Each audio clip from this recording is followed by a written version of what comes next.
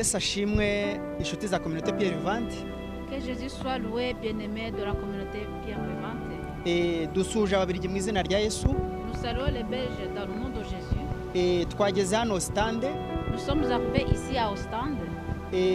Tugeze muri ville cyangwa se muri région. Nous sommes arrivés ici dans cette ville ou dans cette région kugira ngo dukomeze gusenga no kwinginga Imana, pour que nous puissions continuer à prier et supplier Dieu, kugira ngo ubwami bw'Imana buze mu Bubirigi, pour que le royaume de Dieu vienne ici en Belgique. Tugiye guhagarara mu cyanditswe. Nous allons lire les Écritures kidufasha kurushaho kwinjira mu mwanya mwiza wo gusenga. qui nous aident d'entrer dans le bon moment de la prière. Ijambo niryo rirema. C'est la parole qui crée. Rumango icyo twifuza mu Bubirigi nuko ubwami bw'Imana bwunga ababirigi kuba umwe. Ce que nous souhaitons ici en Belgique, c'est que le royaume de Dieu aide les Belges à être unis. Ijambo rirarema mu kurema ibisubizo byo kubahana no kubaka imitima y'abagenzi babo. La parole elle crée la solution de construire les cœurs et les solutions pour respecter les uns les autres. Reka duhagarare mu ijambo ry'Imana riboneka mu Baheburayo. Nous allons lire la parole de Dieu qui se trouve dans Hébreux, chapitre 4, verset 12. Car la parole de Dieu est vivante et efficace, plus acérée qu'aucune épée à double tranchant. Elle pénètre jusqu'à la division de l'âme et de l'esprit, des jointures et des moelles. Elle est juge des sentiments et des pensées du cœur. Amen. Iyo ijambo ryinjiye mu buzima bw'umuntu rihindura ubuzima bw'umuntu. Lorsque la parole de Dieu entre dans la personne, change aussi la vie de la personne. Iyo urukundo rwinjiye mu buzima bw'umuntu hari ikintu gihinduka mu buzima bw'umuntu. Lorsque l'amour entre dans la vie d'une personne, il y a quelque chose qui change dans la vie de cette personne. Nicyo twifuza ko umubirigi w'umufarama ahuza n'umubirigi w'umuwaro. C'est ça que nous souhaitons, que le Belge flamand et le Belge wallon soient unis dans cette quelque chose. Nicyo twifuza muri communauté eshatu zihari kugira ngo umwuka ubwami bw'Imana bubayobore. C'est ça que nous souhaitons dans ces trois communautés pour que le royaume de Dieu puisse les guider.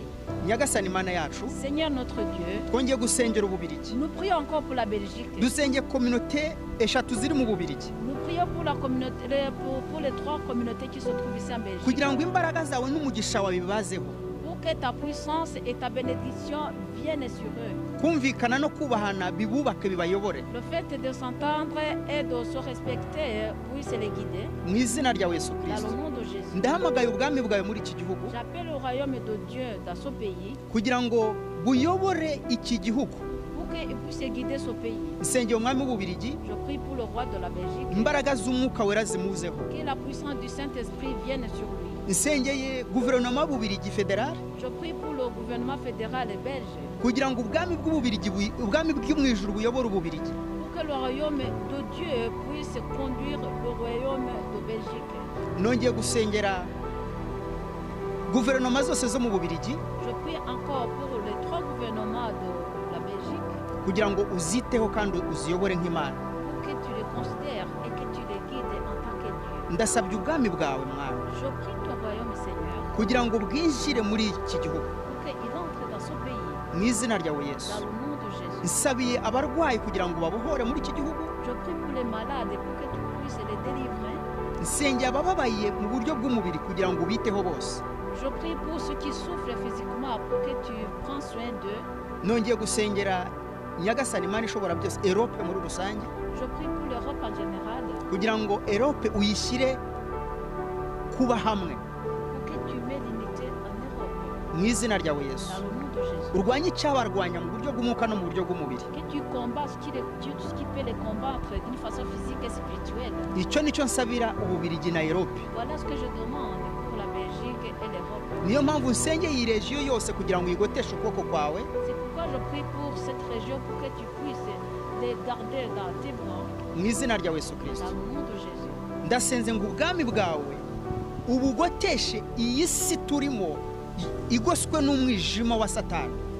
Je prie pour que tu contournes par ton royaume son monde qui est attaqué par le monde de ténèbres. mpamagaye imbaraga zawe mwami J'appelle ta puissance, Seigneur, kugira ngo ufashe buri muntu wese mu ntege nke ze pour que tu puisses aider chaque personne dans sa faiblesse, mu izina rya Yesu dans Kristo le nom de Jésus. amen Amen.